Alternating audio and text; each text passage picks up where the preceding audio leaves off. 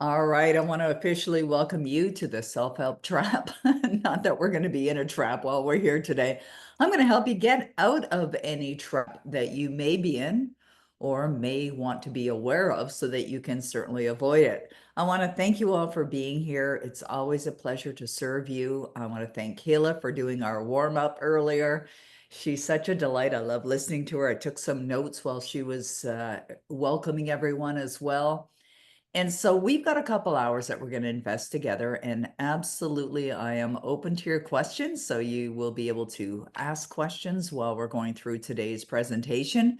And also, I'm going to ask for some interaction. I will be asking you questions and asking you to respond in the chat box as well, because that gives us a really good idea of where you're at. Now, I suspect the fact that you registered for the self-help trap, there may have been something that was attractive about this particular topic, something that maybe caught your eye. And it may be an obvious thing. It may be that you're feeling like you're not getting the results that you desire, and you would love to change that.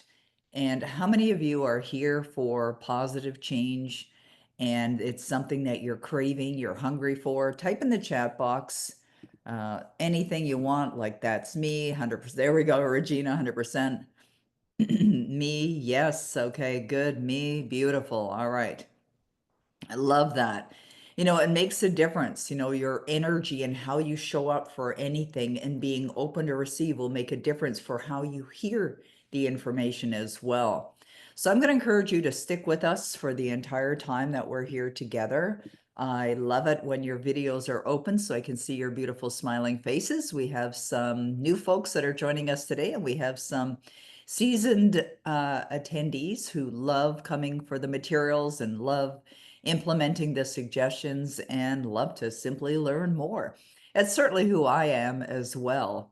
And we're always delighted to serve you. And so we're going to be going over a presentation in a moment.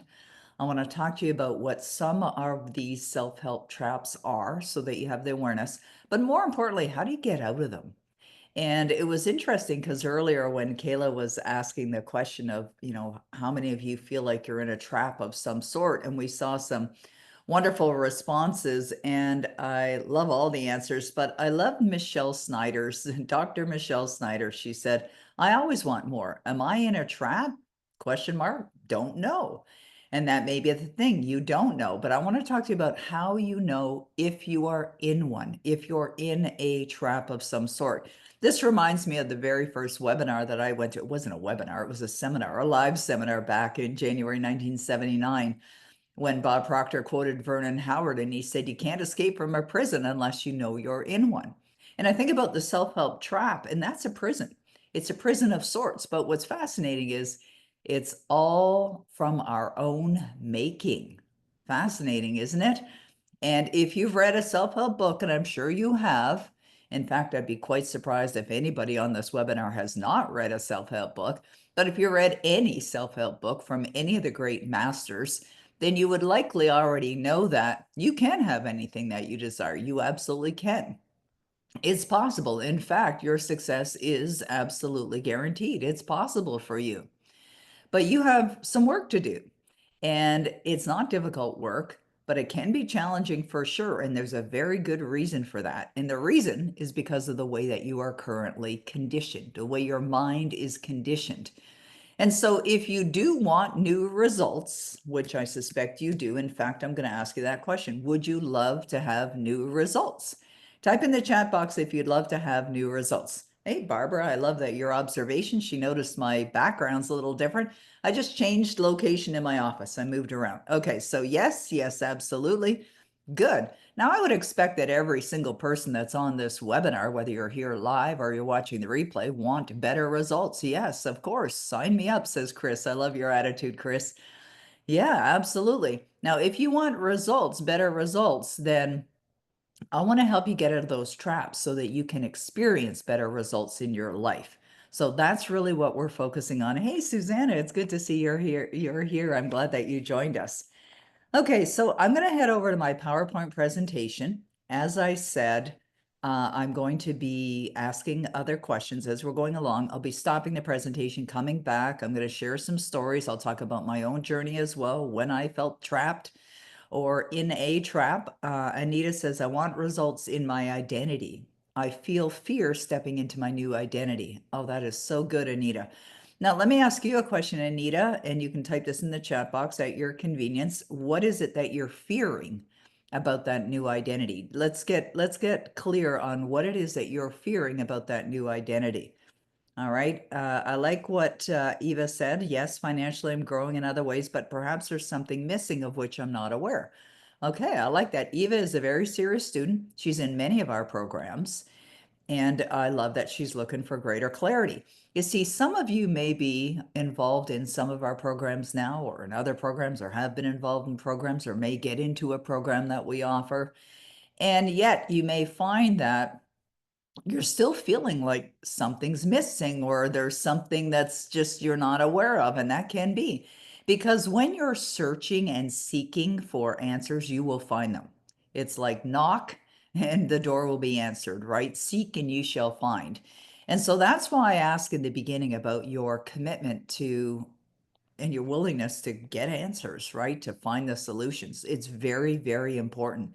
And there are a lot of people in the world who are not even willing to, not even open to discovering a little bit more about themselves and what their capabilities are. Okay. I like what Barbara wrote. I'm currently working to embed the belief that I can achieve anything I desire. I love that, Barbara. That is a brilliant belief to embed into your subconscious mind because it's the truth. It is the truth. But we say the truth because we believe it to be true, right? I can say it's the truth because I believe that to be true. But if you told a pessimist that you could build or embed a belief that you can do anything that you can achieve, the pessimist would give you all the reasons why that's not the truth, but it's not the truth for them, right? And think about this statement like, know the truth, and the truth will set you free. So, this is what we are here to do to help you to know the truth about you, about your potential, about how to work in harmony with the universe to consistently produce the results that you want and stay away from the things that keep you bound, right? Or constrained in some way. That is not what we want for you. We want to see you accomplishing great things. In fact, just before we got on the call today, one of the things that I was working on is a new design for some of the pages on our website. And one of the things that I'm going to include are testimonials from clients that we've been blessed to serve and focusing on accomplishments. And it was fun to see some of the results. And I think about some of the people that I've served that have been clients of mine that have gone on to create phenomenal businesses, extraordinary success, attract their love life, buy dream homes, like whatever it is that they desire, that they've accomplished these things. And I can't take credit for that. I can take credit for giving them guidance, but the credit belongs to them. And the credit belongs to them because they chose to invest in the information and apply it. And through their application and staying persistent and committed to their goal, they accomplish their goal. The challenge that a lot of people have, and this is why sometimes people feel that they are in a trap, is because of the time element required to manifest the goal into reality. This is one of the biggest issues that people have. But I'm going to address that today so that you understand how to address the biggest trap and the biggest challenge that there is. So let's head on over to the PowerPoint presentation, and then I'm going to guide you from there. So today we're talking about the self-help trap, the trap of being stuck, the trap of feeling like you've been doing the things that you felt or feel are valuable and contribute to growth, and yet you're not seeing the results that you desire. And we're going to talk a little bit about that in a minute. I want to hear some specifics from you as it relates, and I'm going to share with you my own story as well when I felt that I was in a trap.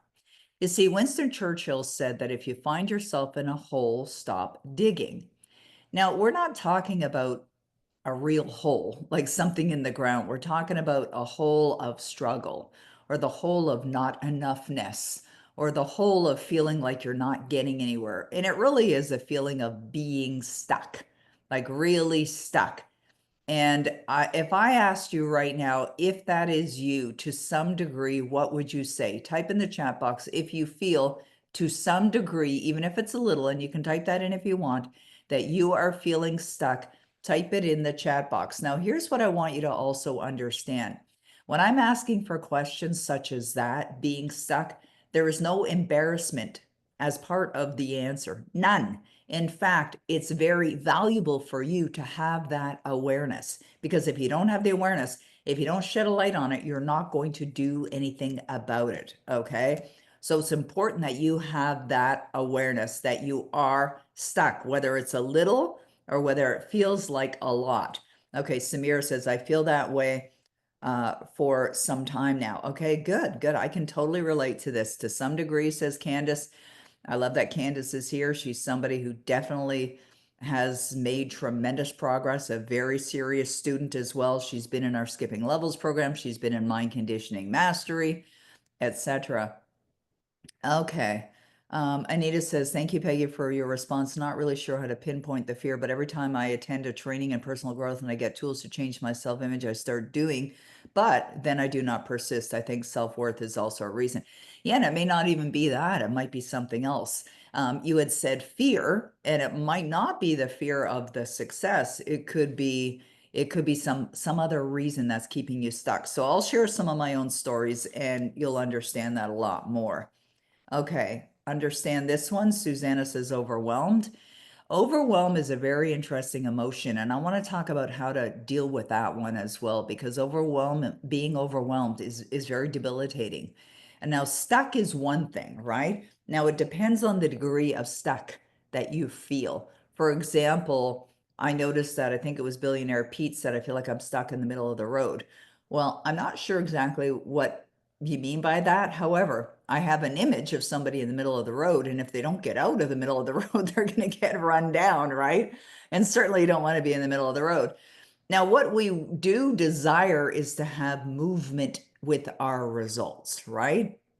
But I'm going to give you an exercise in a little while that'll show you how to immediately move out of being stuck and into the feeling of your accomplishment as if it is already done. Okay, Kim says, I can see myself looping old habits. Oh, I love that you said that, Kim. This is so brilliant because this is very, very important you understand. It's very common to get back involved with old habits.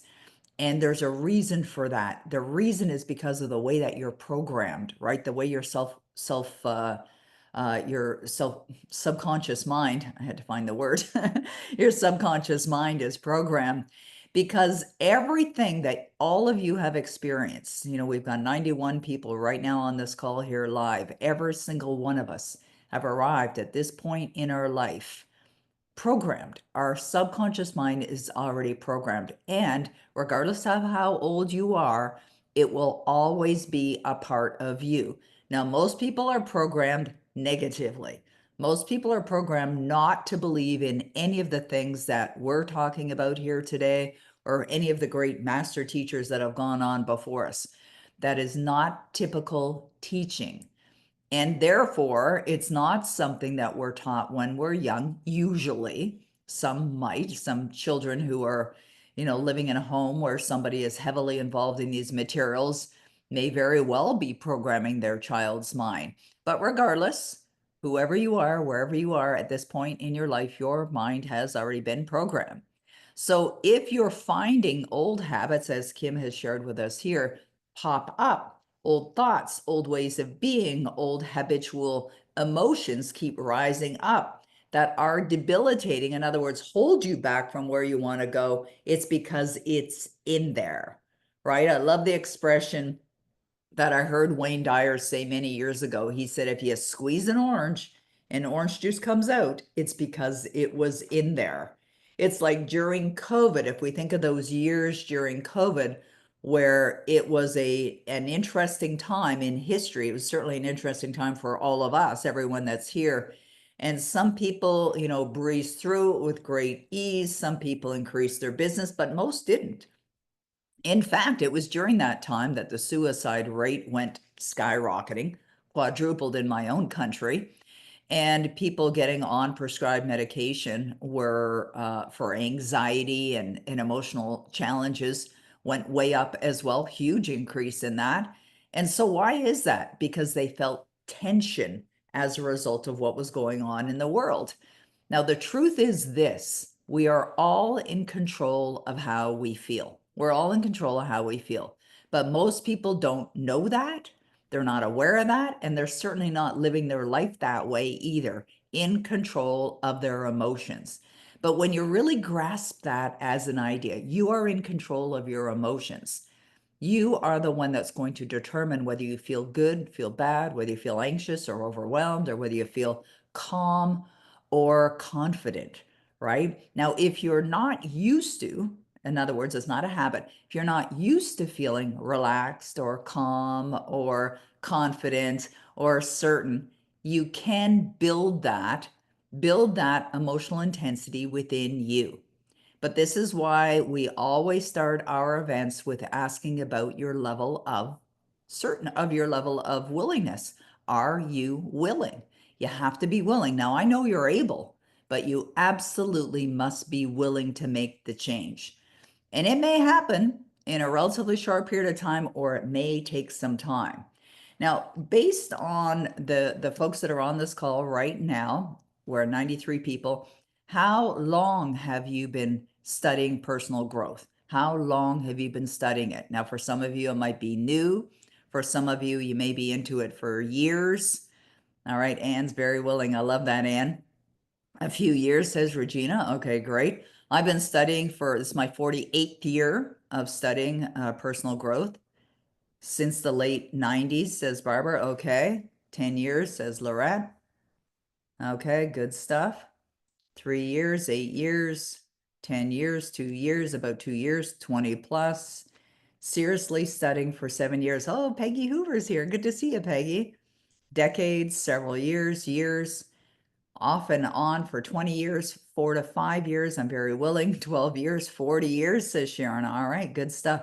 48 months, 17 years, few years, decades. All right, got that. 10 years, 10 years.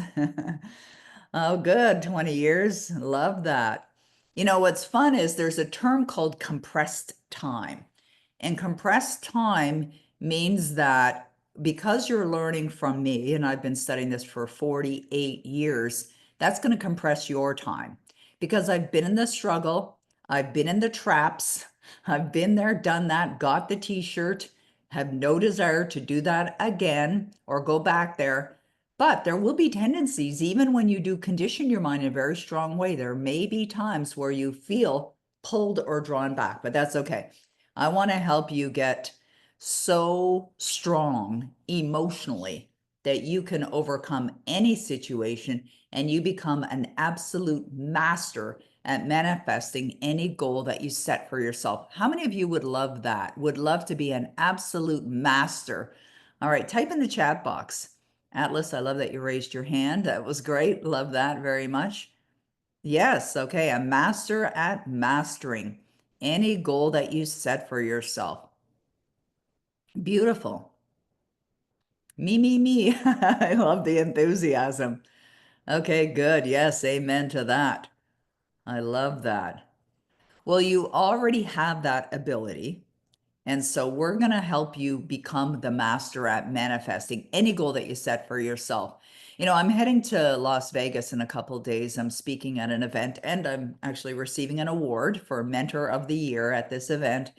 And I put together my talk for the event, and I'm going to be talking about cultivating a sense of certainty within you. Because what I've found from the 48 years that I've been studying success is that when you have a sense of certainty about a particular goal that you would love to accomplish in your life, you're absolutely going to accomplish it. In fact, I had created a special bonus gift for the participants of this event. And just before we got on the call, my husband actually delivered the postcards that we have that we're giving out to all of the participants. And I created something called the certainty formula. And I was chatting with the team the other day about this, and I said, I'd love to give it away to everyone that shows up at the event today. So I'm going to give you the certainty formula as a free gift today. And what that includes is a formula. It's a step, like a 5-step process, as well as a video that explains that. So you guys are going to have that. It's my gift to you. It's a reward for showing up, of course. Now, there's always rewards when you show up, and that's the way life is designed. And you're very welcome. I appreciate your kind words. Okay, let's go back to our presentation. I'm going to be coming back to you as we go through this. Okay, so my promise to you during our time together, and even if you decide we're going to work beyond this, and yes, there are other ways that we can continue to serve you, we're going to explain how that can be. If you're thinking, you know what, I'd really love to have some private time with you, meaning me, and you'd love to find out a little bit more about that, that is going to be available. I'll share that with you in a little bit. But my promise to you today is I want to help to unlock your potential because I know it's there and have you really, truly enjoy the life that you're meant to live. No more struggle. There is no need to struggle. Struggle is destructive. It keeps you stuck. And the truth is, you have the ability to get out of that immediately, absolutely immediately. So we're going to talk a little bit more about that. Now, who here has invested in self-help? You've been in a program, yet you still feel stuck. Like write me or yes in the chat box. You know, one of the things that's fun about the work that we do here at Dynamic Destinies is, you know, we hear from a lot of different people that have been in different programs over the years, and sometimes they're going from program to program to program. They might be what's called an addict for self-help. Not that that's a bad thing. It's not necessarily a bad thing. It can be a very good thing. I'm certainly an addict of self-help and have been for many, many, many, many years. But what's happened is with some people, and I know this from my own experience, is that they feel like they're investing in all these programs and reading these books and that they're not getting the results that they want and starting to wonder why, or they're creating summaries of their own. And it could be a summary like this. Well, that's just for other people. Or I'm just not destined to live that kind of life.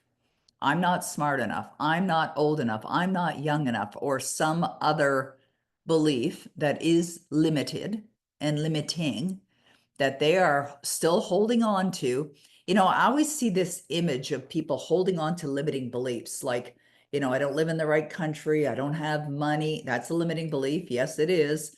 Or I'm not smart enough. I'm not educated enough. I'm not old enough. I'm not young enough. Whatever it might be, is that they're holding on tight to these limiting beliefs, almost like they think it's a life preserver that's going to save them from drowning, where in effect, it's like a giant boulder that you're holding on to. It will bring you further down.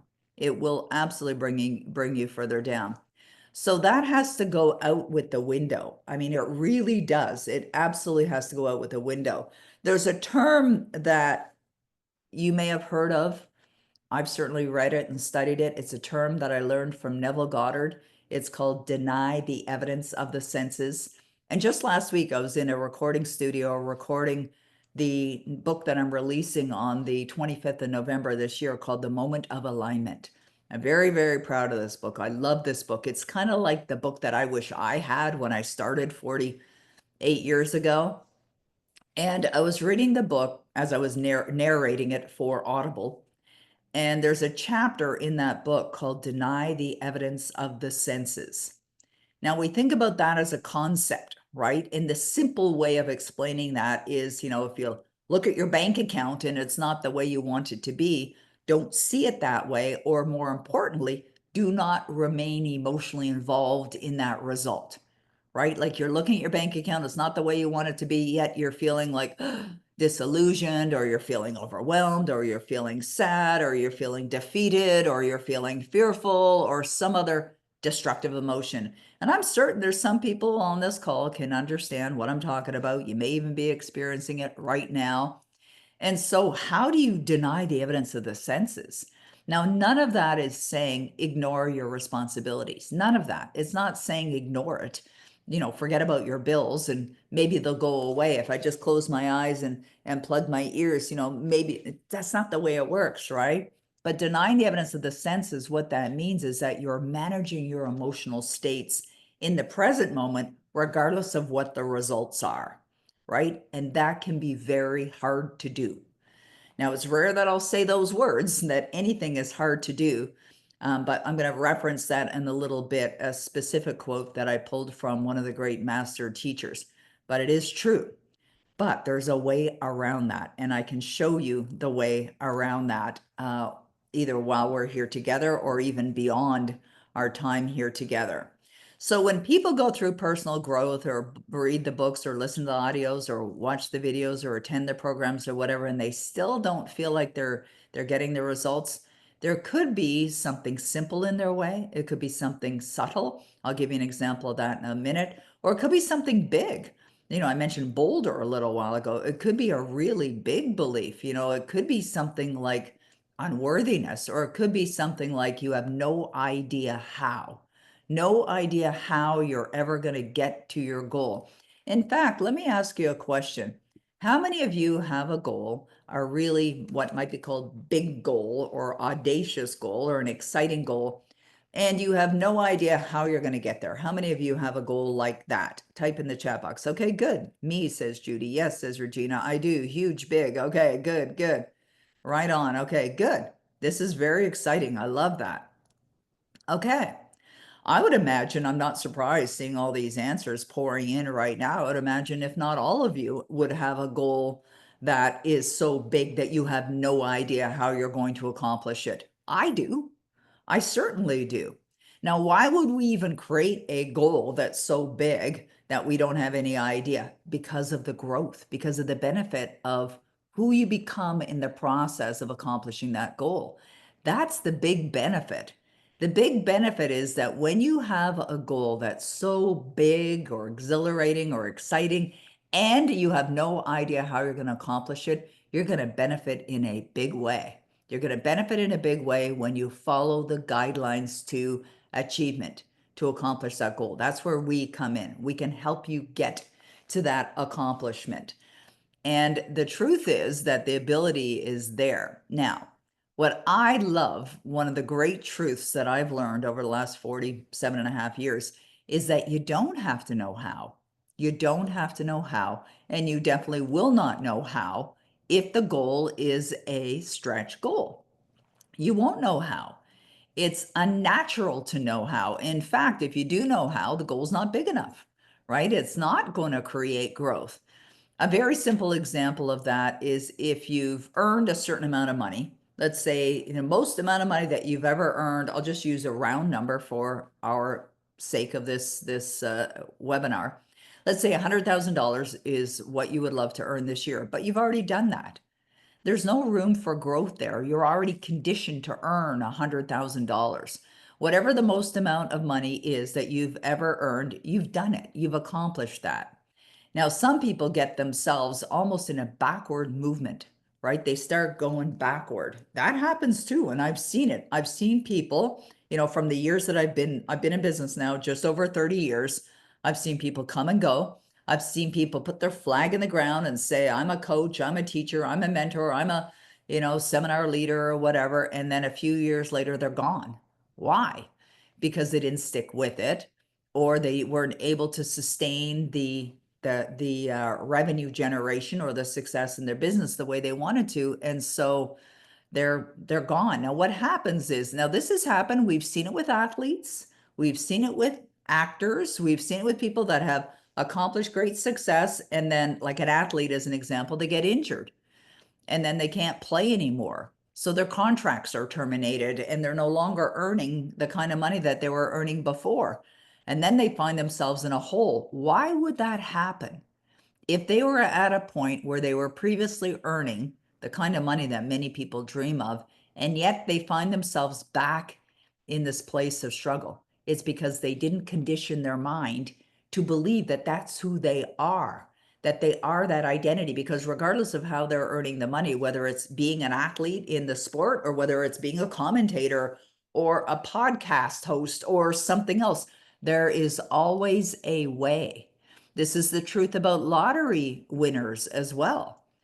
The jackpot winners, they win the lottery, they come into millions of dollars. They've never had that before. Perhaps previously they were struggling paycheck to paycheck, having a real challenge making the ends meet when they get to the end of the month. Then they win millions. It's like, woohoo, lottery win, and they start spending and buying all kinds of things, giving money away and doing all these extravagant things, only to find themselves maybe a year or 2 years down the road broke again.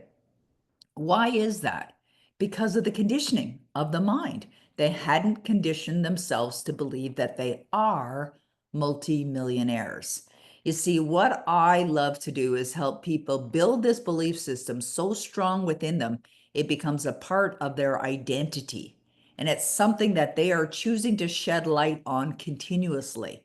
Because that previous version, the one that struggled, the one that was in overwhelm, the one that was feeling devastated, they're still a part of who you are.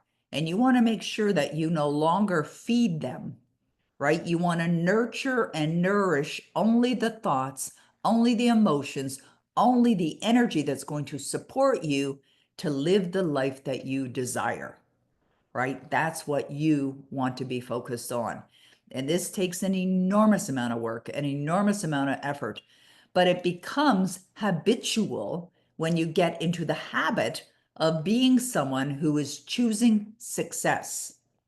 You get to be a habitual, successful being. That's a master. That's a master of success. That's what you get to be. So it gets to a point where I'm sure when you were young, you were taught to brush your teeth in the morning, right? You got into habits. One of them is brushing your teeth. You don't even have to think about it anymore. You brush your teeth. You get up almost like robotic. You get up and you brush your teeth. You do the things that you are now in the habit of doing without even thinking about it. When we think about driving a car, when I first started driving a car, I drove a standard transmission car. So you push in a clutch, you got the gas, you got the brake, got the clutch, you're changing gears. There's a lot going on, checking your mirrors, checking the roads, whatever. You're doing all these things. It takes a little while till you feel natural and you feel comfortable behind the wheel driving a standard car, right? It takes a little while. Maybe some of you learned on a standard car as well. But after a while, you don't have to think about it. You have to get in and, you're on a hill, you're going up a hill and you're stopped. You know what to do because it's a habit for you. You create that habit habitually. You see, our bodies and our minds are designed that way to be programmed, to be able to do these things. It's like an athlete. I love watching sports. My husband is a sportsaholic, and probably his number one sport is hockey, but he also loves golf, and he loves football, and he loves baseball, and he loves car racing. He loves them all. And I love watching the professionals. Like we go to a hockey game, like a hockey game with a professional hockey team here in Ottawa, the Ottawa Senators. And I love watching these guys on the ice, and it's like they position themselves. It's like when they're attempting to get a goal at, in the net at one of the ends. They're you can see them, they're like positioning. They've done all these plays. Football, same thing, right? That the quarterback is directing certain plays. They're conditioned. They don't just come up with an idea, oh, let's get on the field and just try this play out. They practice it and practice it and practice it and practice it and practice it. See, this is what conditioning your mind so that you stay out of those traps can do for you. You get into the habit of being somebody who's doing the things that are consistent with producing the results. And think about an athlete. This is a really great example. Athletes don't learn how to be a professional hockey player or football player and then just go and, not bother ever going to the gym anymore or not bother taking care of their physical body anymore. They continue to do the work. And that's what's really important with self-growth. This is a lifetime. It's lifetime work.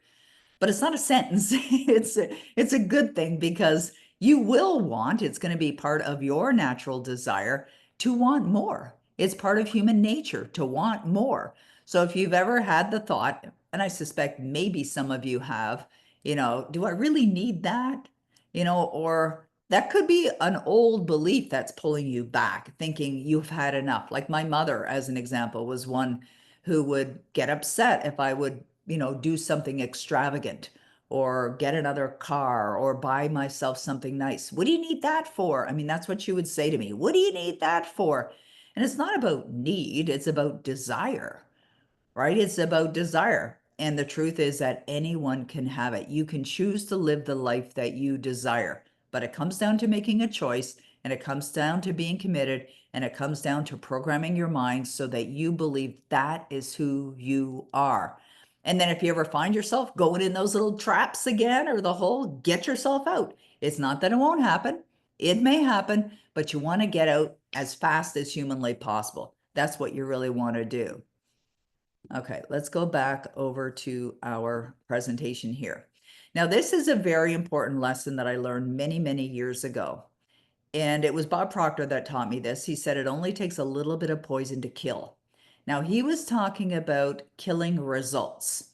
Now, I decided to talk about it here today as we're here talking about getting out of the self-help trap or traps that are there, because this is very relevant. Now, what are the poisons? Before I tell you what they are, what do you think the poisons are that kill your dreams? What do you think they are? Type in the chat box what you think those poisons are that can kill your dreams. Bam. Now we got the first one right there. I love that, Sharon. She nailed it. That's a definite one. Fear. Regina, negative thoughts. Absolutely. Poisons of the mind. Negative people, not necessarily, Ursuline. Let's talk about that for a moment before I go on to the next one. Negative people don't have to impact you in any way whatsoever. Absolutely not. There are a lot of negative people in the world. They're everywhere. In fact, most of the world is negative, right? But they don't have to impact you. Why? Because you're in control of your own mind. You're in control of your own emotions. So, doubt, definitely. That's a big one. Probably one of the biggest, if not the biggest. Fear, procrastination, self-doubt, not moving, limiting beliefs, fears, beliefs, self-doubt, doubt, belief system, doubt. Okay, self-sabotage, falling back to the old patterns of thinking. Yes, yes. Okay.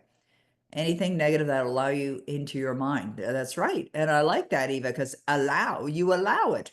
Now, sometimes people aren't thinking about what they're allowing and not allowing. It's just they're in a habitual way of letting it in. Ella wrote, dwelling in the negative past. Definitely, this is a big one. This will cause people to be stuck in a trap. They're thinking about the past. In fact, most people are fearful of the future and upset about their past. That's where they are. But you know what we have? We have right now, this very moment. And you can choose to think about anything that you want. You can choose to feel any emotion that you want. Okay, Pascal says imposter syndrome. Sure, if you're feeling like you're not authentic or not being real, mental exhaustion. Yeah, but all of these, everything that I'm seeing here, and I love that your lack of nourishing my desires. I like that, Rick. Very good. Not taking action, self-esteem. Everything that I'm seeing here, who's in control of that? Who is in control of that? Every single thing that we're seeing on that list. Who? Yeah, exactly. Right. Me, us. Yes. Right. I am. Right. Okay. Now we're not judging. Remember, we're just here for value, right? We're here to learn, to expand, etc. So if we are in control of that, who can also change that? Okay. Anne says, question, would you not look to your past for the forgiveness to let go and move forward? Okay, this is a really good question, and I'm going to address it right here, right now. Would you not look to your past for forgiveness? What do you need to forgive? It's in the past, it's done, it's gone. If somebody is harboring bad feelings for whatever reason, that is a choice. All right. If you're choosing to look at the past and somehow have a feeling associated to the past that doesn't feel good, understand that you are choosing that. Let it go. Let it go. Absolutely, just let it go. Do not give that any energy. What does forgiveness really mean? To release, to let go. That's what it means. Can't do anything about it, can't change it. Now, if you feel maybe a little, I'm not saying Anne does, but just for the sake of everybody that's here, if you're feeling a little guilty about something that you did in the past. And I know I was dealing with that a lot, especially when I got into my 30s. That was a few decades ago now. But I was feeling a lot of regret at that time for drinking too much, for being too much of a partier, and for getting out of control sometimes, from having, too much what might be considered fun. Not so much fun the next day, but at that time. But can I do anything about that? No, I can absolutely do nothing about that. What do I have? I have right now, this very moment. That's what you have. You have this very moment. What do you want to create? You see, this moment, that's why I wrote the book, The Moment of Alignment. It was previously going to be called The Moment of Creation, which I still much prefer that title, but it is what it is. The publisher wanted to change it to The Moment of Alignment. But think about this, the moment of creation begins right here, right now. That's what this book is all about. This is your moment right here. We can't do anything about the past. And yes, we're going to be moving into the future. Hopefully, we're going to be moving into the future, but you create your future in the now moment. Now, you create the future in the now moment by what are you giving your attention to? Meaning, what are you feeling, right? Oh, that's cool. I love that, Peggy. Yeah, just what are you giving your attention to? What are you choosing to feel right now? And this is the secret to everything. We're going to get into that in a little while. Thanks, Ursuline. I love your attitude. Yeah, no more giving your power away, right? Yes, absolutely. Hi, Kathy Wood. Nice to see you. I haven't seen you for a while. Like your smile. Okay, let's head on back over to our presentation. We're going to keep doing that, going back and forth and back and forth. Okay, here's the quote that I was referencing earlier. Wallace D. Wattles said, "To think truth, regardless of appearances, is laborious and requires the expenditure of more power than any other work man is called upon to perform." Remember, I was talking about denying the evidence of the senses, and I know this is definitely going to relate to a lot of you, especially if you're feeling like your results right now are not where you want them to be. And I'm certain many of you are just saying, I'm so done with that. Like, I know that was me a number of years ago too. It's like, that expression fed up, fed up with the way that the results are, or fed up with the struggle, or fed up with the debilitating results, fed up with feeling like you're going one step forward and two steps back, or two steps forward and one step back. And it just feels like you're involved in a constant tug of war of emotion, right? But let's look at what did Wallace D. Wattles. Now, he's the author of The Science of Getting Rich. To think truth, regardless of appearances, is laborious and requires the expenditure of more power than any other man is called upon to perform. Means that it takes effort, laborious, right? It's laborious, it takes effort. And, depending on where you are right now, you see, I was in a lot of struggle many years ago. When I met Bob Proctor, I was not the positive person that I am today. I mean, the DNA was the same, but the mind was a mess. I was such a destructive person. I was in such a dark place. In fact, I was in such a dark place that I had no will to live. I really didn't have any will to live. Now, I hope all of you have never been in that place of not having any will to live, but it's not a fun place to be. It is a very dark, it's lonely, and I was angry, but I was angry because I'd been abused for years and years and years, and I knew enough that that wasn't right. No human should be treated that way. No child should be treated that way. And so, in fact, I wrote about it in the moment of alignment because I talked about triggers, things that can trigger old emotions, right? Things from the past. Like if I'm in a grocery store, as an example, and I hear a mother or father or parent or person being inappropriate with their child, it's like a button that gets pushed. Now, I know you guys know what I'm talking about, right? Buttons that get pushed, right? Do you all have a button that gets pushed and then boom, some kind of emotion comes out of it? We have to have awareness of those things, right? Now, I have to be very cautious of that type of thing because it will trigger something within my previous conditioning or my old belief system that's deep within my subconscious mind of feeling like I want to defend that child. I want to defend that child because children, when they're being abused, as young people don't usually fight back. They don't even have the awareness to fight back. Some might, But usually what happens is they get hurt, hurt, and then they become angry adults and then they vent, right? Or they express their anger in unhealthy ways, whether it's through addictions, drugs, alcohol, or some other type of addiction, or whether they get violent or whatever. And there's some kind of trauma that usually has created that, within them. And it can be deep trauma. It could be very, very deep trauma.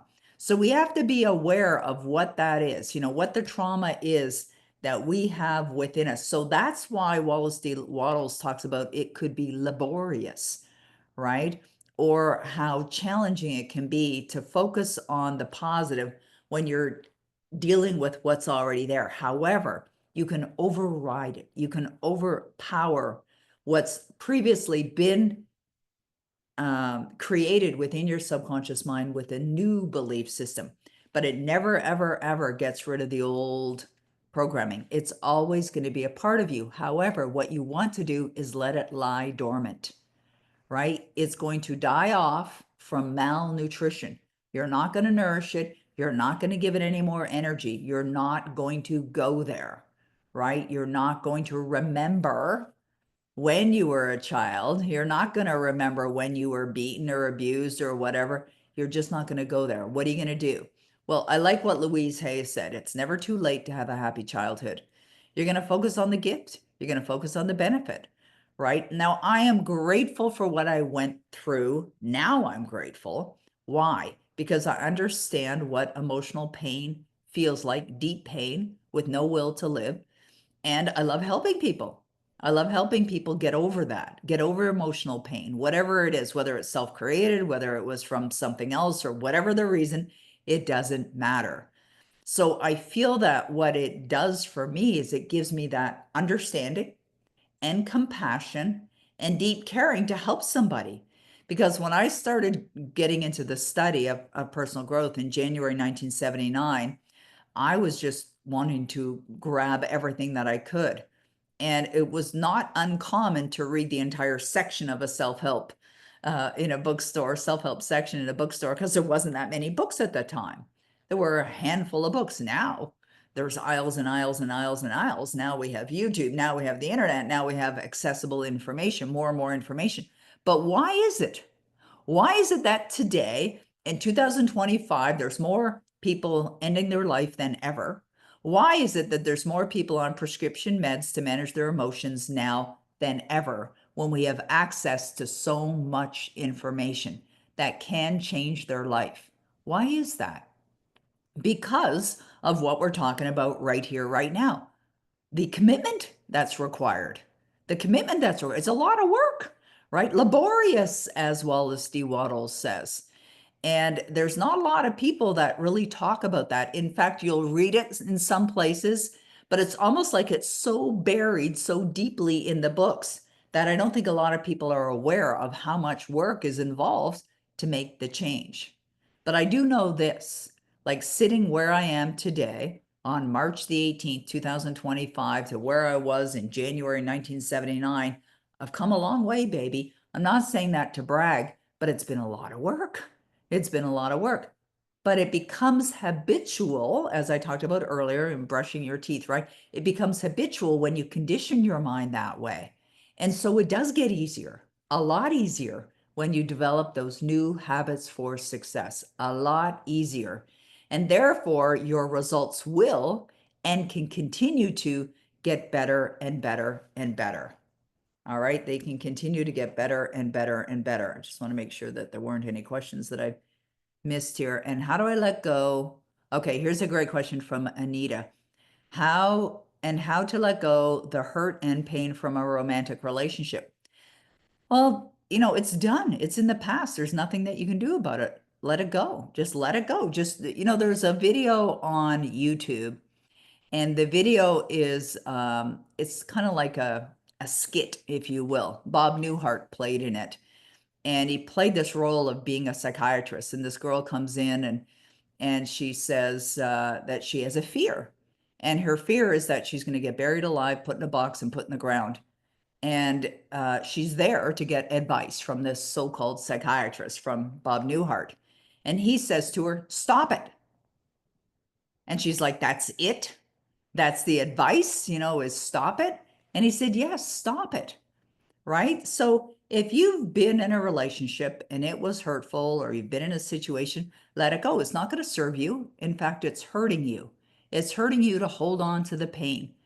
Let it go. Just absolutely let it go. What you can also do, which is a very valuable thing, is what's great about it. What's great about it? What's great about it is it's in the past. What's great about it is you're not in that relationship anymore. Like there's always something great in every situation, right? Could you find something great about a situation that happened in your past that wasn't enjoyable or that was painful? Could you? Type in your answer. Okay. Yes, of course. Absolutely, you can. For sure. Okay. I'm going to come back to the questions in a little bit. I want to get through some of these slides. I notice there's a bunch of questions there. So I'm going to go through my slides. I'm going to come back and address those questions because I want to make sure that we get through the slides and that I address your questions as well.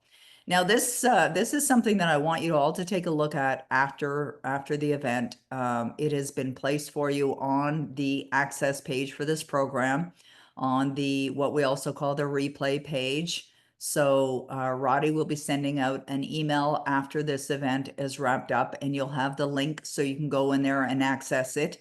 It is a 5-step formula for you to build the sense of certainty.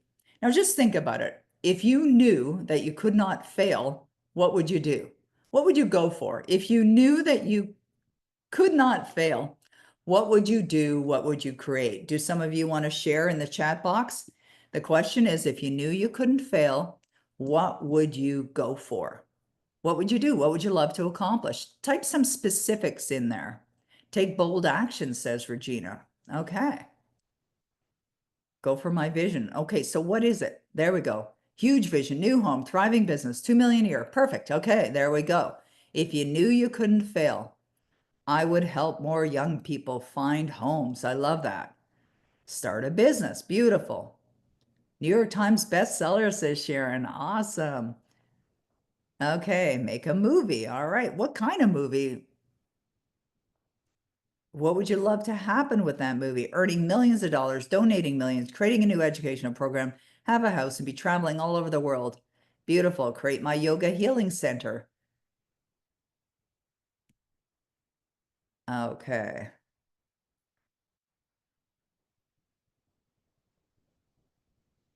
Create something of my own for life experiences instead of what I'm focusing on. Okay. Rewrite my book, says Marielle. Oh, that's interesting, Marielle. Okay, good.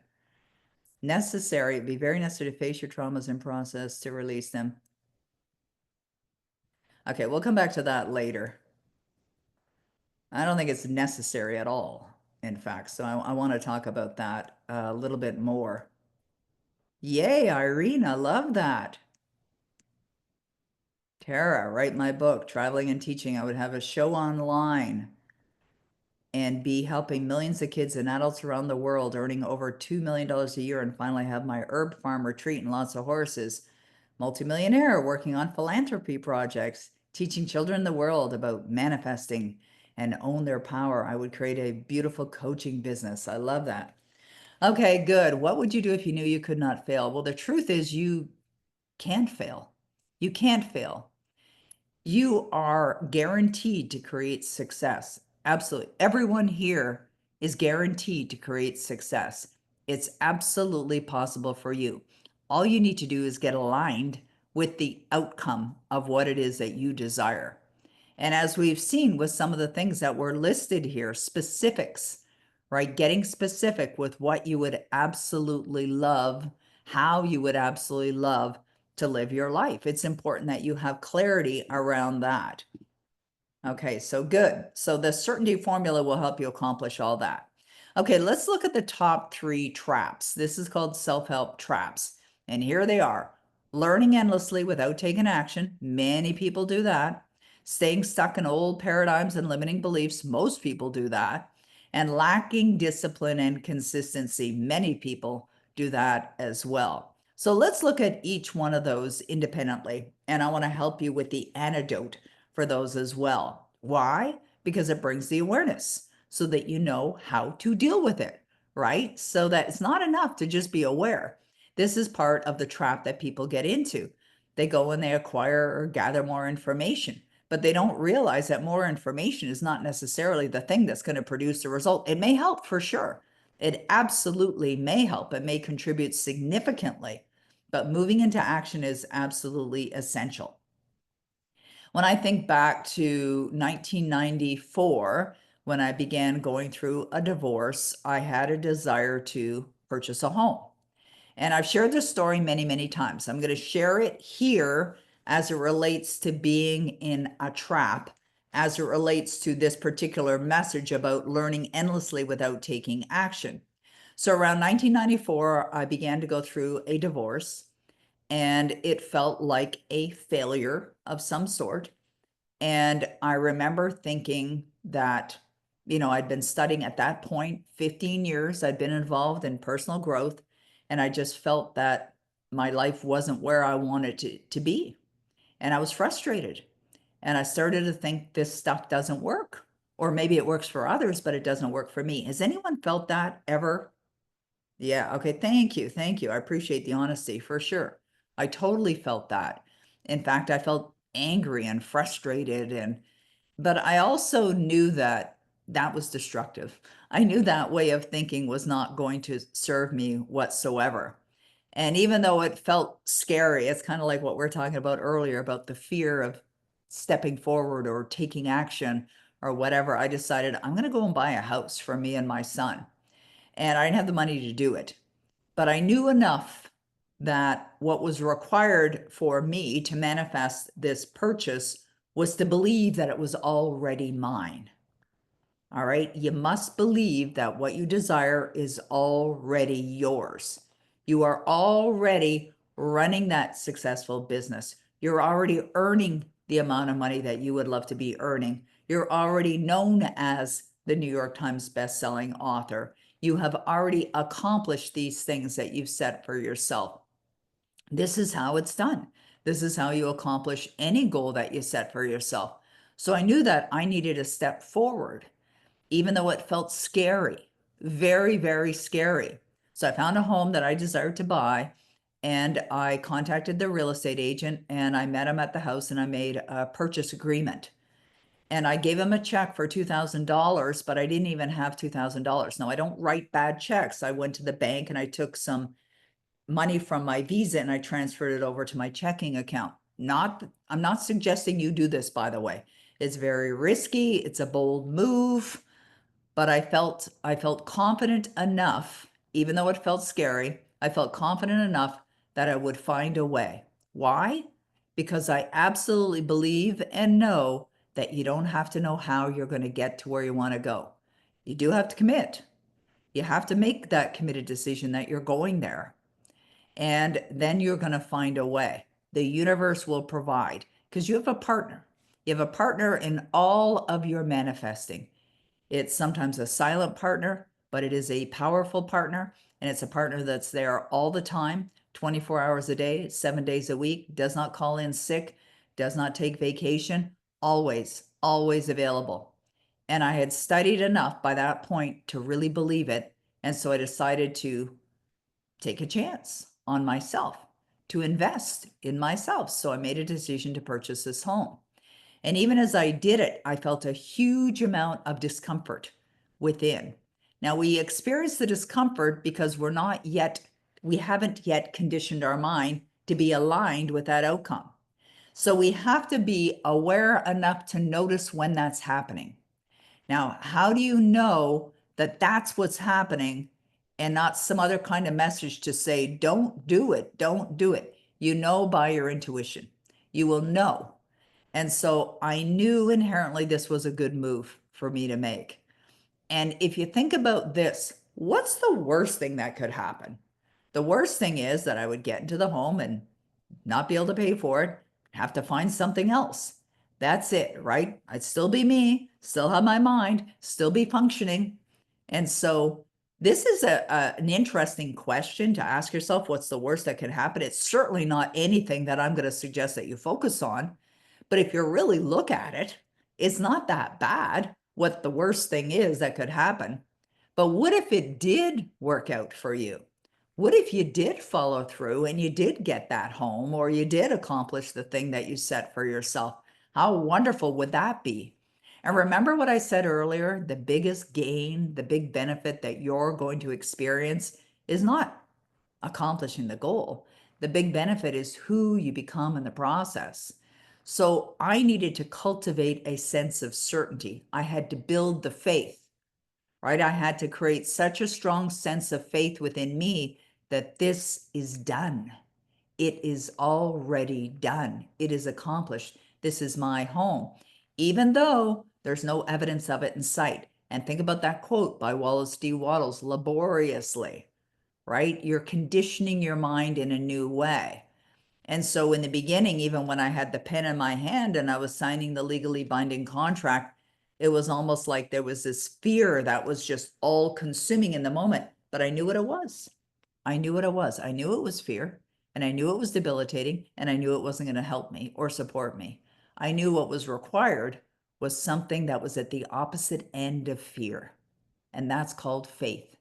The good news, you have that too. That is within you. All of these emotions are a part of who you are. You just have to move to that in your consciousness to a place of faith. So I began to develop a process that would switch my mind, to switch my thinking over to the outcome that I desired. I would ask myself this question: what would I love? What would I love? What would I love? What would I love? This is what you can do too. Ask yourself, what would I love? When the fear is popping up, right? What would I love? I would love to be earning that kind of money. I would love to have a successful business. I would love, in this particular case, the beautiful home. I would love to own it. Okay, good. You have the clarity about what you would love. It's important to have the clarity about what you would love. Next question. What will it feel like when I have that? It's going to feel great. Okay. Go straight to feeling. It was like a command. You give yourself a command and you follow it. What would I love? You get clarity on that. What does that feel like? And you go straight to feeling. What would I love? What does it feel like? Go straight to feeling. This is a way of building the muscle of faith. And it wasn't once or twice a day that the fear would rear its ugly head. It would happen often, often. And this is the thing that I want everyone to understand. Everyone that has accomplished anything had struggle. They all did. They all went through the battle, right? The battle of their mind. It's part of the process. But when you develop the awareness and you notice it's going on, like the battle's going on, you can actually look at it and laugh at it. Now, that may seem like a little bit extreme, but could you laugh at it going, oh, I get what's going on here? It's the battle. It's the battle of the old way of thinking, the battle of the old feelings versus the new. I need to impress through repetition only the idea of what I would desire. This is the time when I created and began using a Power Life script regularly. I just recorded a script of me living my life the way I desired to live it, owning my home, enjoying quality time with my son. And this is what I scripted. And that's what I fed my mind every single day over and over and over and over again until it became a part of who I am. And I did pay for that home in a very unexpected way. In fact, the money came from a stock transaction, from an IPO of a company that I was working for at the time, which I had no earthly idea about when I had signed the legally binding contract. But why did that happen? Why did it happen that I manifested the money and closed the deal on the home? And I lived there for 8 years before I sold it for almost twice what I paid for it, by the way, and bought another home. Why that happened is because I chose to accept it as an accomplished fact, as it is already done. It is already done. It is already done, even when there's no evidence of it in sight. This is what you must do. And you can do it. You can do it because you have the ability with your mind. You have free will. You can focus. You have imagination. You can use all of that to give attention to what you want and stay away from what you don't want. But this particular trap is the trap of not doing anything, being paralyzed by fear, right? Being paralyzed by other emotions that are debilitating: doubt, overwhelm, anxiety. These are all emotions, guilt, that are destructive, completely destructive emotions that are not serving you. And you have to have the common sense to notice when they're there so that you can do something about it. What do you do about it? You ask yourself a better question. You give yourself a command and you follow it. This is what you must do. Is it easy? Not always, especially if the beliefs are so strong within you. However, you can program your mind like I did with the Power Life script and still do to this day. I've listened to my Power Life script already today several times every day. It's like drinking water. Do it every day. I listen to that every day. It's just part of the habit. Why do I do it? Because the best way for you to change your mind or reprogram your mind is through space-time repetition, through spaced time repetition. But you can instantly make the change and accept it. But the battle will begin. And this is something that's so important to understand. That's why people find themselves back in the trap and then back in the trap. No judgment here. It happens. It happens to everyone. It happens all over the world. It happens to me sometimes as well. You just have to have the conscious awareness to notice, I don't want to go there. I don't want to stay there. I don't want to be stuck there. I want to get out of the trap, right? Done with the trap, like totally done. I remember hearing years ago that dissatisfaction stimulates growth. It does. It does. Not for everyone. There are a lot of people who are dissatisfied, but they get a lot of validation by complaining about their life and the way it is. And so they stay there. They get attention, right? I remember there was a girl in school that I knew from the little town that I grew up in, and she was constantly sick, getting sick, and something else was wrong with her, but she loved the attention, like absolutely loved the attention from getting sick. And then she finally realized, there's a pattern going on here and she doesn't want to be sick anymore. And there are other ways of getting attention. And frankly, you don't need validation from outside of yourself. See, that came from an insecure feeling about herself. So she decided to build her own sense of confidence, sense of self. And that changed her results from no longer being sick. So you have to take action. Sometimes taking action is getting a mentor. Sometimes taking action is following the guidance of somebody who knows how to get to where you want to go. Sometimes the action is, doing something simple, like going to the dealership to look at the vehicles. You don't necessarily have to buy. Or if you're desiring to own a particular home, and this is a very common one, a lot of people want to manifest a dream home. Well, have you been looking? Are you online? I mean, so many things are available online now. You can do research, or somebody who has a desire to have a loving relationship and they're thinking of romantic getaways that they would love to do. Well, go online, look for the perfect place for you to go that, maybe a really romantic, special place.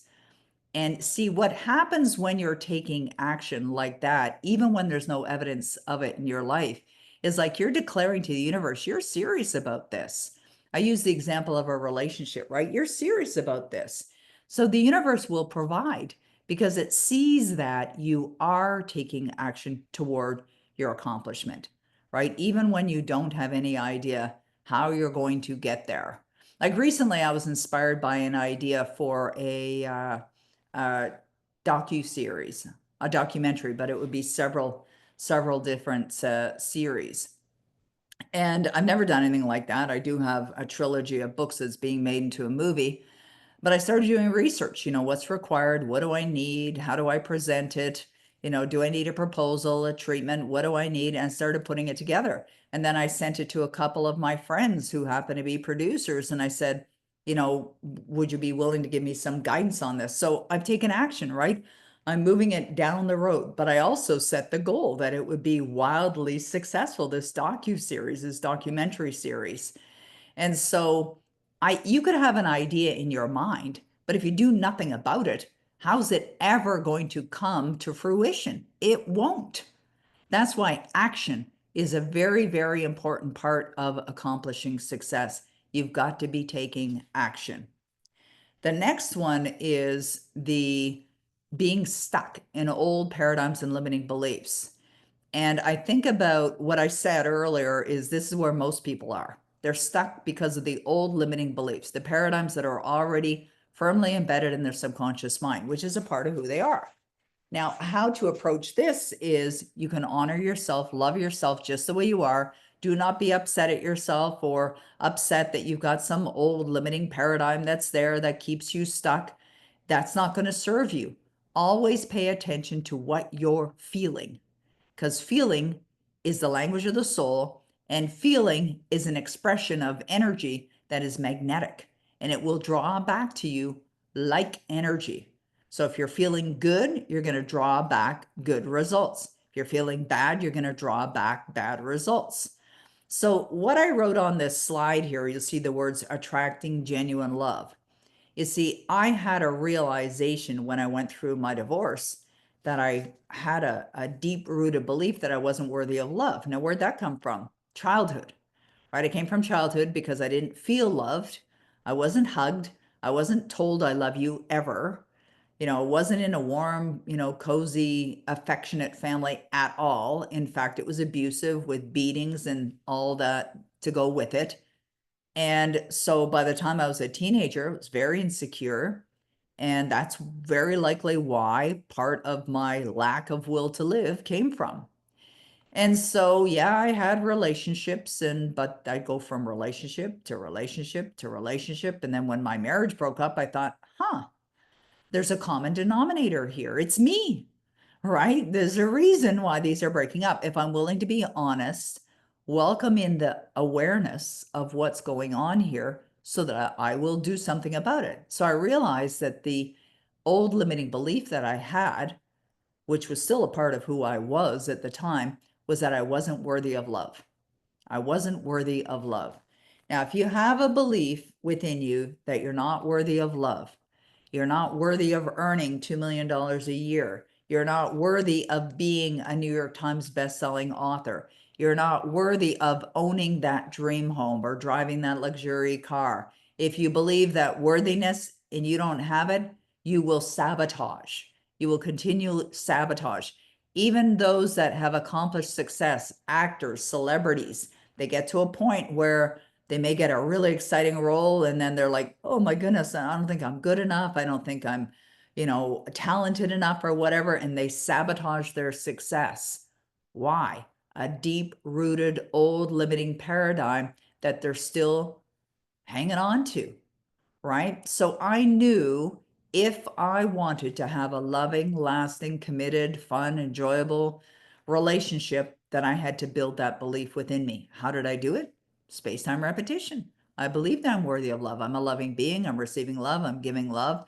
And I attracted my soulmate, Denny, who has been in my life now for over 20 years.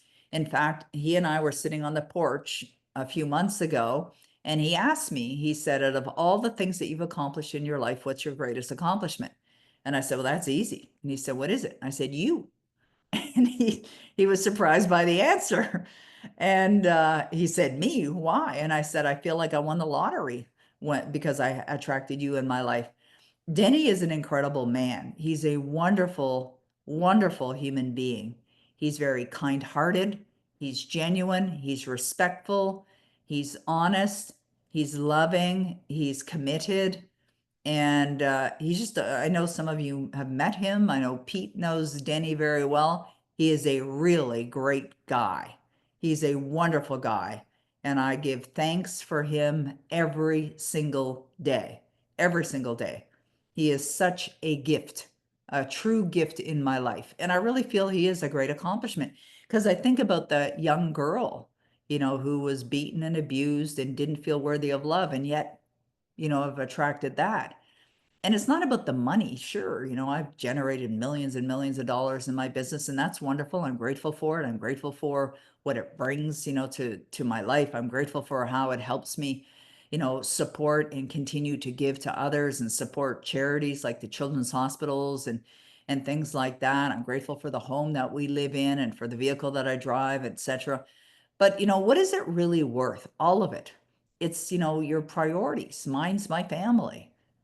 Family is priority. Being healthy, being able to do the things that you can do, like we can get simple pleasures and simple things in life. It's not only about the dollar or accomplishing, financial goals. They are wonderful, though. I'm not going to minimize them for a moment. But what is really most important in your life so that you can have it, so that you can experience it, so that you can celebrate it?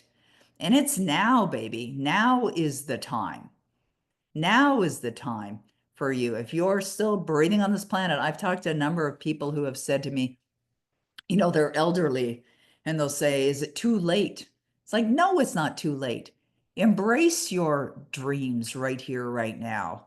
Choose to manifest them in your life. Nobody knows how much time they have. Nobody knows how much time they have. But you have right now. You have this very moment.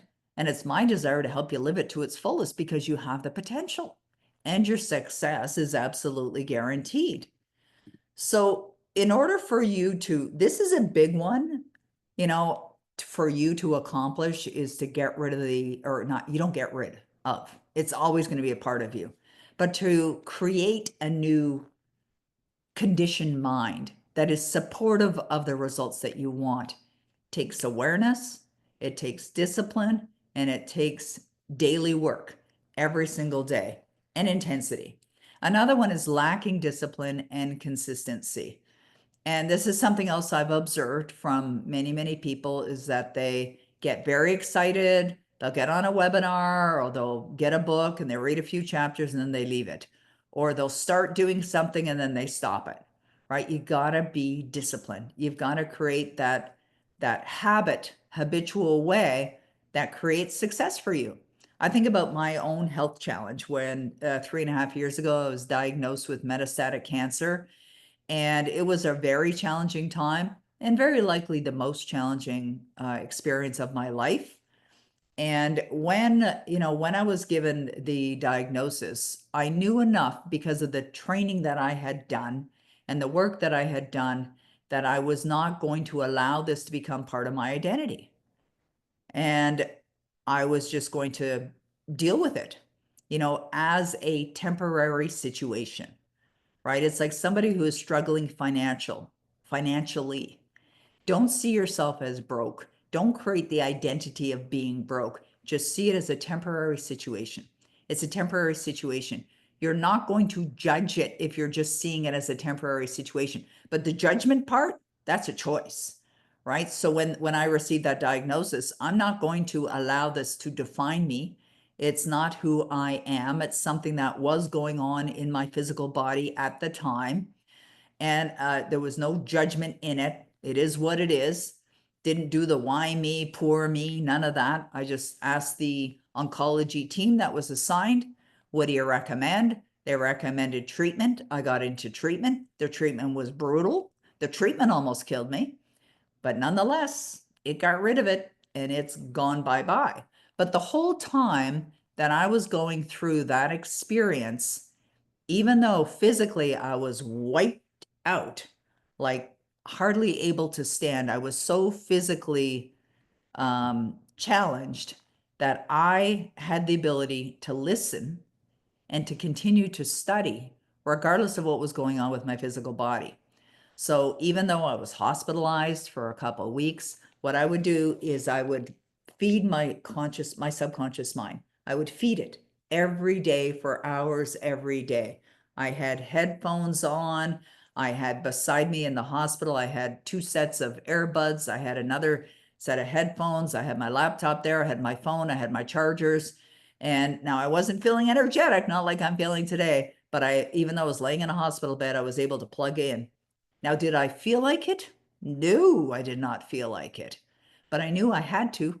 I knew it was important for me to do it because the desire was there to be in a healthy body. And that's what I focused on. I am in a healthy body. I didn't focus on being in healed body. Do you understand the difference? Healed means you were sick or you are sick. And so there could still be an attachment to sickness. I was in a healthy body. I saw myself thriving, walking, jumping, running, That's what I visualized. That's what I chose to accept in my consciousness while I was going through the physical challenge. But that was a daily thing. This is important. But my daily work is every day. It wasn't just when I was in the hospital 3 years ago. It's every single day. Every single day, I'm conditioning my mind for success, living the life as I desire. That's what you must do. You got to live your life as you want it to be right here, right now. It's not some other time in the future, but right here, right now, celebrating it. I love this image of this woman with her arms stretched back, like her face looking up with a big smile on her face with, looks like confetti or something that's falling down. Like that is an example of somebody who is feeling good, right? Maybe feeling accomplished or whatever. Like if you consistently do this, embrace your success with regularity, you will meet with success, guaranteed, absolutely guaranteed. It's like that quote, when one advances confidently in the direction of their goals and endeavors to live the life that they have imagined, they will meet with success, unexpected in common hours. That's Henry David Thoreau. That's what the quote is. So think about that quote for a moment. When one advances, what does that mean? It means they're moving forward, right? Confidently. That's an emotion. You're feeling strong in the direction of their goals. There's an assumption there. They have goals and endeavors to live the life that they have imagined, which means they're acting as if they will meet with success, absolutely guaranteed. They will meet with success, guaranteed, and unexpected hours. That's because we don't know how long it's going to take. This is another way that people get in the trap. They don't know how they're going to get there. They don't know when it's going to come and they get frustrated, right? Now, you have to understand that when you've made the decision to accomplish something you've never accomplished before, the fact that you've had the thought means you can do it. Okay. So all the things that you guys wrote in the chat box earlier about running the businesses, the successful businesses, the numbers that you put to it, donating, philanthropic endeavors, being a New York Times bestselling author, all possible, absolutely possible. But you have to embrace it as an accomplished fact, but understand it could be messy. There may be some days where you're feeling, really aligned and mostly aligned, and other days where you're feeling like overwhelmed or challenged or whatever. Understand that's what it is. Do not judge it. Just accept it. It is what it is. Get over it, move on. You've got a new moment, a moment of choice, a moment to condition your mind to be in alignment with what you desire. So I suggest give yourself permission to be imperfect. You don't have to be perfect. Nobody's perfect.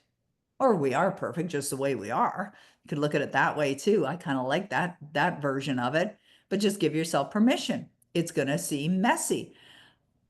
And then start fresh at every moment. Every second is a new opportunity. We've been on this call now for about an hour and a half. You've had a new opportunity every minute in the last 90 that we've been on this call to recreate anew by giving your energy only to what you desire, by truly feeling it. But the fastest way for you to get to your goal is to condition your mind so that you are aligned with your results in the now moment, believing that it is here now. And what you believe, you will act on. This is why you don't have to know how you're going to get to where you want to go. You have to believe that it's already done. You have to know that it is already accomplished. It is out there in what's called the fourth dimension. You may not see it. There might not be any evidence of it at all, but it's absolutely possible. And I know that from experience. I think back to when I decided to buy the house, didn't have any money. I think back to when I decided to become a New York Times bestselling author, didn't know how I was going to do that. When I think back to creating a business, I was not educated at the time, barely made it through high school, and I decided to incorporate a company and build a business. And so many people told me, oh, do you realize that X percentage of businesses fail in the first 5 years or whatever? It's like, that's fine. I'm not going to be a part of that percentage. I chose not to participate. And here I am over 30 years later. You just choose. You choose it. I chose to attract someone into my life. I was in my 40s at the time. Some of my girlfriends said, go to the bars, get on those dating sites. Didn't want to do those things. They said, what do you think? He's going to come to your door? I said, I don't know. I don't know how it's going to happen. I don't have to know. I just have to know that it's already done. That's what you have to do. You have to know that your desire is already done. It's here now. And I asked you earlier if you're willing to do that, and you said yes. So are you still willing? Yes? Type in the chat box. Yes, okay, good. Now, I'm going to go to questions now. We've had a lot of questions that have that have been coming in, and I'm going to address those questions. Before we do, I want to talk about a couple of ways that we can help you further beyond our time here together. One way is through, there we go, Kayla just put a link there. You can book a call. Now, if you're not sure, we have a lot of different programs. We have a lot of different ways. Yes, there is some private mentoring available right now. It's not always available because it fills up and then we have to shut it down. But if you're interested in finding out about the programs that we have, how we can support you moving forward, book a call using that link that's right there in the chat box. And also take a look at mindconditioningmastery.com, mindconditioningmastery.com. This is a program that I created last year, and it's very much in alignment with everything that we're talking about here today. Condition your mind for success. It is a 90-day program. All the content is there. It's already been created. It is self-study. We will have a call each month over the 90-day period where you will be able to ask me questions. It's a group call with everyone. But Mind Conditioning Mastery, if any of you have not been through that program, all of you should be going through that program. There's a few that have already been in that program. Mindconditioningmastery.com. Get yourself booked into that. And private mentoring is also available. You can check that out. Highendmentoring.com, I believe, is the link. Roddy had set that up just before we got on the call. We've decided to just streamline in one simple offer, and you'll see it at highendmentoring.com. It's exceedingly valuable. And I love that, Judy. I'm so grateful that you joined the program as well. Take action. Don't stay in the trap.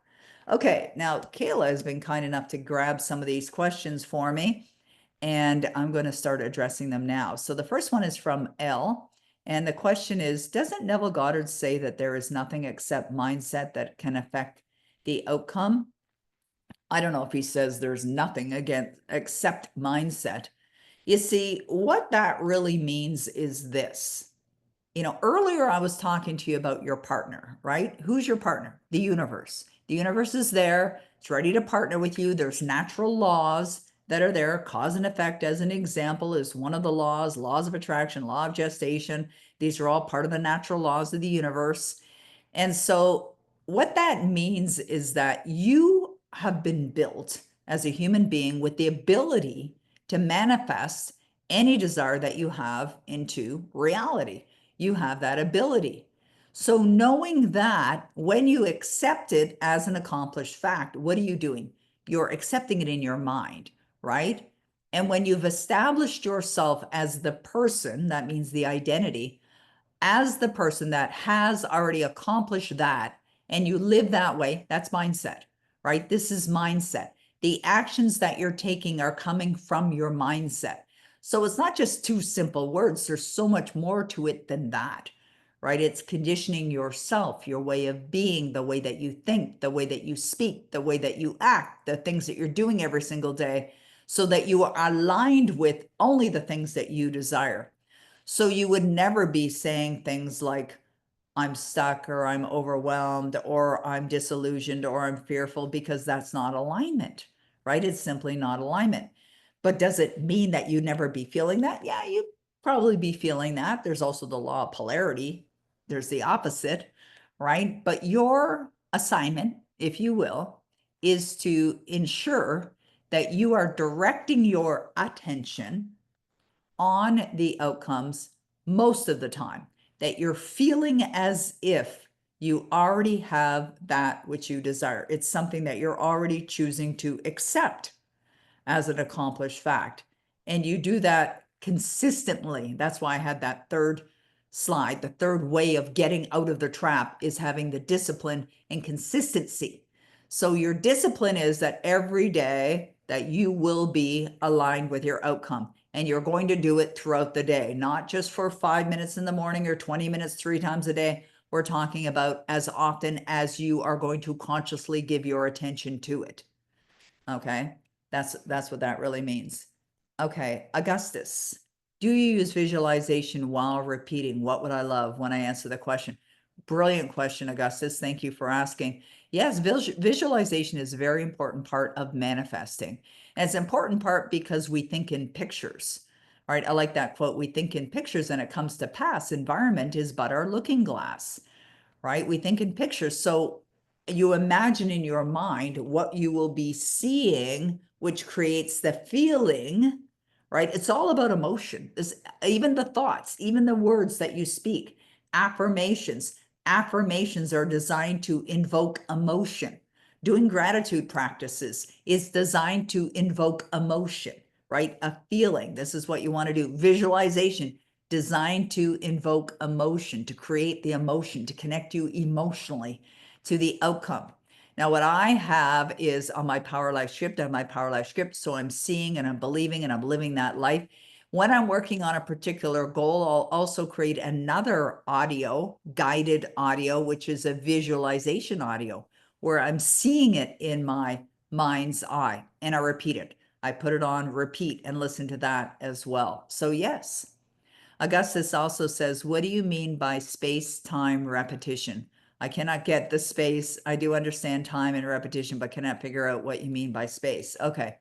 It's spaced time. It's spaced, S-P-A-C-E-D, space-time repetition, meaning you're doing it consistently. So it's like I listen to my Power Life script multiple times a day. It's spaced out over time. That's what it is meant by that. Thank you for asking. Regina, is it truly possible to have huge success in a short amount of time? Okay, I know there's more to that question, but let me answer this, and I want everyone to hear this answer, okay? Yes. In fact, you can feel your success right now in an instant. Okay, now I want you to understand what I'm saying here. And this is very good for you, very good for you.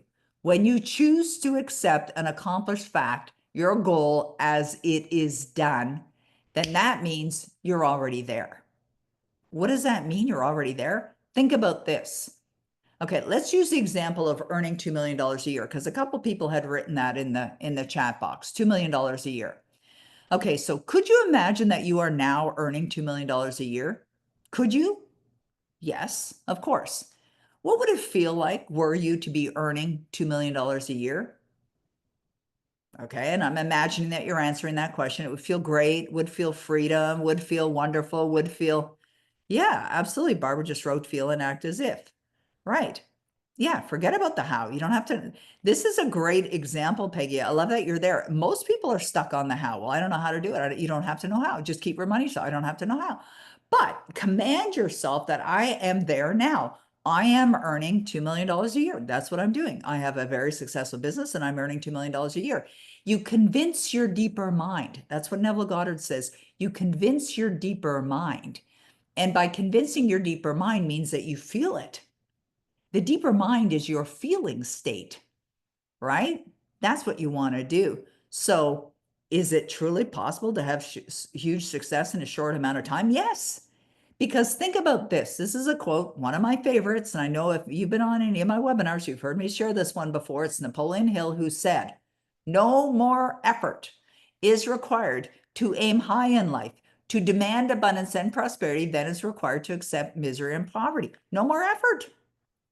So huge, it's not huge. It just is. You're here, it's there, it just is. Now, in order for you to get from where you are to where you want to be, you have to go there in consciousness first and stay there. You got to reside there. You got to live from that place that it is done. You wake up in your beautiful home. You go to work imagining that you're serving the clients that you're serving. You're living as if it's already done. Okay, then Regina says, I have a business I'm working on. I'm seeing some success, but really breaking through seems really hard. Reading online may suggest that most fail or it takes years and it's not worth it. Can you win against all odds? Absolutely you can, Regina. You're a perfect candidate for private mentoring. Perfect candidate for private mentoring.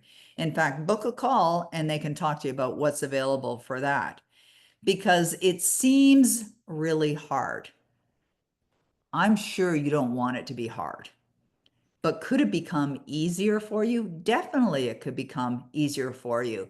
And sure, there are statistics out there that will tell you that it's going to take years or whatever it is. Doesn't have to. You know, I've worked with people that have created businesses very, very in short periods of time and created phenomenal success. In fact, one of the things I mentioned earlier, I was working on testimonials for our website. There was a lady that I was working with who was doing fairly well in her business, and she came to me for private mentoring. And I gave her one idea that she acted on.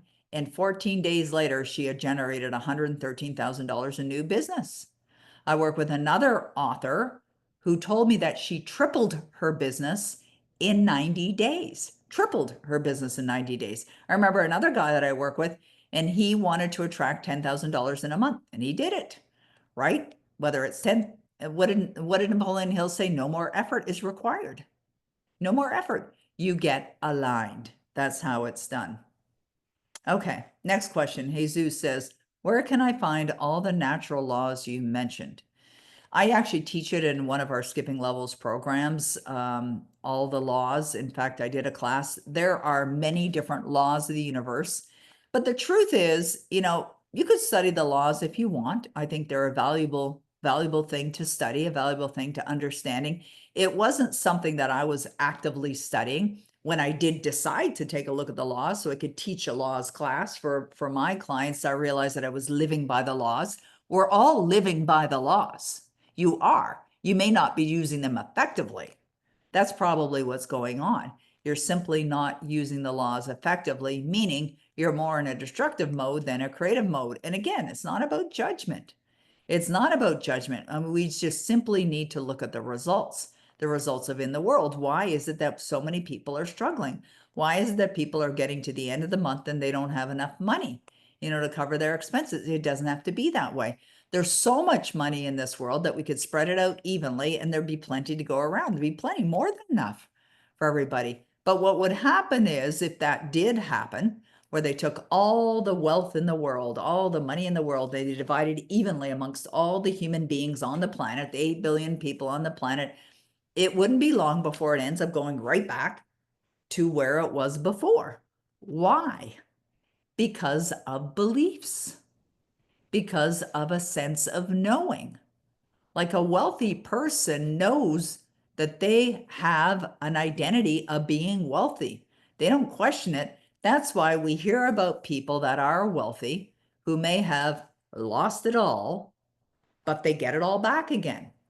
I think it was Walt Disney who went bankrupt a few times. You don't have to go bankrupt, by the way. I remember Bob Proctor and I doing a seminar one time together, and we're both talking about that. Neither one of us have ever done that, nor do we ever intend on it. Not that it's a bad thing or a good thing or whatever. It's just a thing, just something we're not choosing to experience.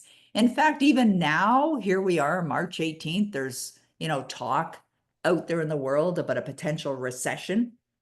A lot of the media creates this. It's what's being shared, and that comes from fear. And then people stop spending. Money's meant to circulate in the world. That's where its value is when it's out there circulating. Will there be a recession? Maybe, but I would suggest all of you not participate. Do not participate in the recession. I don't participate in them. It's very important that you choose not to participate in beliefs that are already out there in the world that will not support you, like the business example. That's what I said. I incorporated my company. A lot of people started telling me why businesses fail, etc. There are many businesses go bankrupt within a relatively short period of time. It's like, that's fine. Laws of averages, right? I'm not going to be in that. It's not something that I'm choosing to be a part of. Just choose what you're going to give your conscious attention to, and just choose it well. It's such a fascinating world that we live in. We We must manage this. I love the quote by Aldous Huxley that says, there's only one corner of the universe that you have any control over. There's only one corner of the universe that you have any control over. Do you know what that is? What is that? Yeah, Laura Lee says more millionaires are made during a recession. That's not the answer to the question. She had written that before, but what is it? What is the corner of the universe? Yeah. Joanna says the space between our ears. Yeah, ourselves, our mind. Yeah, your mind, our own mind. Yes. That's it. That's the corner that you have control over. It doesn't matter what somebody else says. It doesn't matter what happened yesterday. It doesn't matter. It doesn't matter what the averages are. There will be people making millions. Like even when COVID hit, and it was affecting retail businesses as an example, because depending on where you were in the world, like here in our city, there were mandatory closures of schools, restaurants, public places, and places that did salons, hair, nails, and things like that. This is where my husband learned how to do my hair. But I remember Bob Proctor called me one day and he said, I want you to work with this lovely lady. And she happens to own a men's hair salon. And I said, I'd be delighted to work with her. And so she was all consumed in a lot of fear. Why? Because the government had determined that she needed to close all of her men's hair salons. And she was feeling very, very fearful of this because not only was it her income, her bread and butter, but all the people that worked for her. And she loved her team, she loved her staff. And, how are they going to make money and how are they going to feed their children? And of course, the government stepped in and had a lot of, different things that they were doing for a lot of people. There was a lot of money that was shared during that period of time, but not like it was when she was running her business and the doors were open. And so I suggested that she set up an online business. And but she hadn't even thought of that idea. You see, what was happening for her is she was consumed in the thought of fear. She was consumed in what was happening, which was not what she desired. She did not get outside of that. What happens is sometimes when we get into that place, it becomes very dark and bleak, and you can't see past it. And you're not going to see past it because all you're seeing is what's wrong and what the problem is, right? It's like that quote, you can't solve a problem with the same mind that created it. I think that's an Albert Einstein quote. You can't solve a problem with the same mind that created it, right? So if there's a problem that's there, where do you go? Solution. You go to the solution and you ask yourself, what would I love? That question is not only a great question for shifting your energy away from the things that you don't want, but it's also a brilliant question for you to ask yourself, what would you love? What would you love to have? What would you love to do? What would you love to create? Where do you want to go? How do you want to do it? And so this is what I started to ask her. So she initially thought, oh, I thought you were just gonna, help me deal with this fear. It's like, no, let's find a solution. You have a desire to help not only your situation, but to help your staff too, help your team. And so she found a new model. And as that statement goes, that made the old model obsolete. Did she open her salons again? Yes. But while they were closed, and it wasn't closed forever, I think it was closed for maybe about 3 months, or I think it was closed for a little bit. Then they opened again, then they closed them again for a little bit, then they finally opened them again.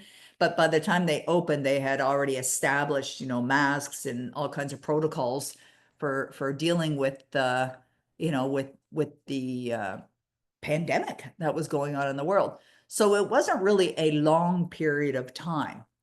But the truth is, there was a solution. There's always a solution. There's always an answer. You have to get in harmony with it. How do you get in harmony with it? You ask yourself empowering questions. What would I love?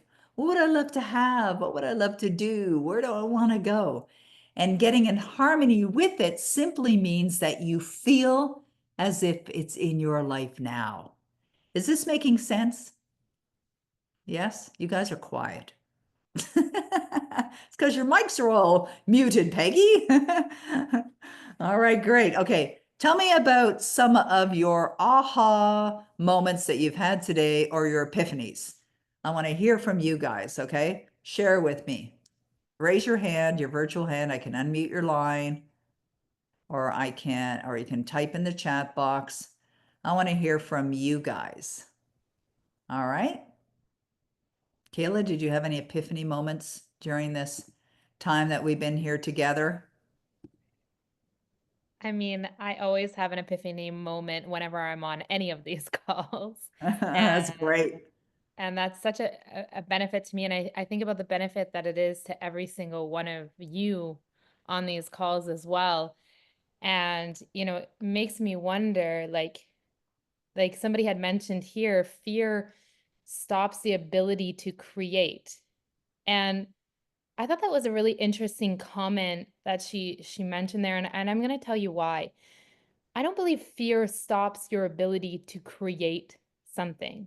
You can use fear as your motivator to Hmm. change something, to not be a certain way, to choose to not live in that fear anymore. You can switch the outcome of what fear does to you, and you can tell yourself that it doesn't enable you, but yet it motivates you into moving into something great. Because no matter what you'll do in life, there always will be fear. There's fear when you're standing at the edge of a cliff when you climb a mountain, but there's also something beautiful at the top. And it's the journey to getting there that is impactful. So when you're making a decision, whether it be to, you know, if you made a decision today that you wanted to register into a program with Peggy that you would love to do private mentoring, or let's say that you made a decision today that you wanted to join a program, but the financial fear overtook you, even just for a second, and you allowed that to stop you, you need to rethink at how you look at fear. Fear is your motivator. It's because you're tired of being stuck with your feet in the mud. And fear is knocking on your door telling you that I've had it. I've had enough. I want to do something else. How many of you can relate even just a little bit to what I'm saying here? Drop in the chat box. Atlas, I I saw your hand go up. can. I love it, Kayla. And there's a question that came in, Kayla, while you were sharing that, which is very relevant to what you're talking about here. Anita says, I come up with ideas, Peggy, but I do not take action on them because of feeling shame and shy. Mostly, what could you advise me? This is a great question right now because fear can be the thing that stops people from taking action, right?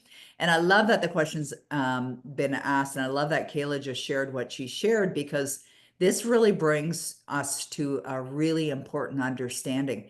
It's not that you won't feel these emotions of whatever it is, whether it's shame, shy, fear, while you're taking action, because that's been a conditioned way of being. But what will happen is by taking the action, you're moving to another place. You're acting as a different person. You're evoking a different version of who you are, is really what you're doing.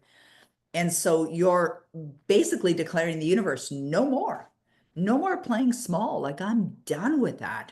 And even though I may be feeling discomfort, for whatever reason, you will feel the discomfort. Discomfort is part of the growth too. When I saw that question and Kayla was sharing, I wrote down the words, do it anyway, right? Because when you have the willingness to overcome these emotions, these debilitating emotions, you can overcome them. But that's why I had that slide. Allow it to be messy. It's going to be messy in the beginning. Just let that go. I think about you, Kayla, and I'm smiling as I'm watching you, and I've known you now for 15 years, I believe it is. You're a teenager when I first met you, a young woman. Now you're a mom, a businesswoman, an award-winning author, an incredible contributor to my life, to Dynamic Destinies, etc. And I think about your growth, right? Like you grabbing a microphone and going on stage. Like we're going to Vegas and I recommended you for a panel discussion while we're there. She's like, oh yeah, bring it on, kind of thing. Whereas before you might have, felt the fear. But what happens is you grow, right? We grow into this is part of the human experience is the growth. And it's not just for the young ones, as we see them grow up, it's us, we're growing into a greater and grander version of who we are, right? The identity. And Jesus wrote identity. This was one of his takeaways: program your mind to believe that is who you are now, right? I Mhm. love that. I really love that. And that's what it is. So, like with Anita asking the question about taking action, just sure, you'll feel the emotions anyway, but do it anyways because you're choosing to be a different version of who you already are, right? I think about who the girl was in January 1979 and who I am right now and who I'm choosing to be as well. It's a different version of me, but it's the same person. DNA, it would have been the same back in 79 as it is today. It's the same person. It's just an evolving. That's really what we're here for. And I feel that's why many of you choose to be a part of personal growth, is because you recognize the importance of consistent evolving into a greater and grander version and asking the questions for greater clarity. What does space-time repetition mean, as an example? I love that. I was definitely the one in the seminars who would ask the questions if I didn't understand. And I remember one time, I think about Peggy Hoover's question about the how, right? I remember one time Bob Proctor said these words. He was on stage and he said this, and he said, if you're asking how to get to your goal, you're demonstrating your ignorance. And I would be the person in the audience going, okay, I'm okay to be ignorant, ignorant meaning not knowing, but I want to know how, right? But the how is not necessarily the steps to get there. The how is being aligned. The how is creating that sense of self, of you as that version that you desire to be, of having that identity, creating that identity, and stepping into that identity now. That's the how part. It's really what we're talking about here as well. All right. Thank you. Thank you. I love that. Peggy Hoover said, love that, Kayla. Fear could be a messenger of false belief that can be broken down and moved past. Definitely. I love that. Thank you, Yeah. guys. Absolutely. And I think about the conversations that you have and the actions that you take. Like so, earlier I put in the chat box a couple times now that you have the ability to book a call with whether it be me or with Roger. And you know what the cost is to book a call with us? Absolutely nothing. Zero. But what could it cost you not to? Everything.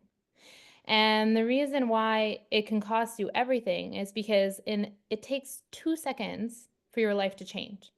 And that 2 seconds, a decision, an actionable decision that you make for yourself, something that you step into, something that you do for yourself. And even while you're taking the 2 seconds to book the call, you're sending a message out to the universe that you're taking action on something that you desire, a goal that you want to achieve. Yeah.